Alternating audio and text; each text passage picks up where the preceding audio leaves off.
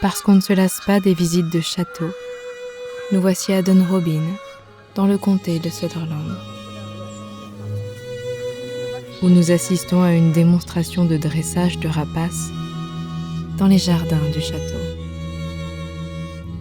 Connue comme la plus grande résidence des Highlands, son architecture naît de la rencontre de la Renaissance française et du baronial écossais.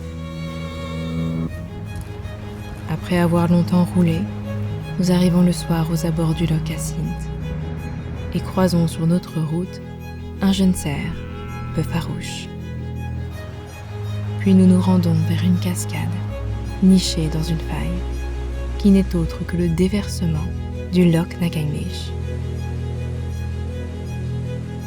La faune locale est toujours bien présente au petit jour.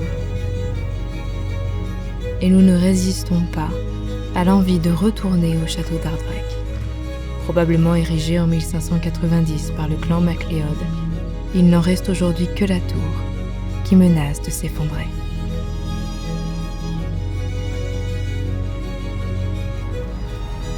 Une randonnée sous la pluie nous mène, non sans embûches, à Clashnessie Falls, une cascade d'environ 15 mètres de haut, dont le débit peut impressionner, particulièrement en période de crue.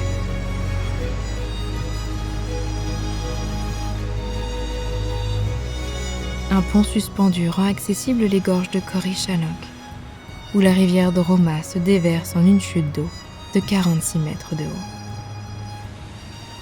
Il est temps maintenant de nous diriger vers l'île de Skye.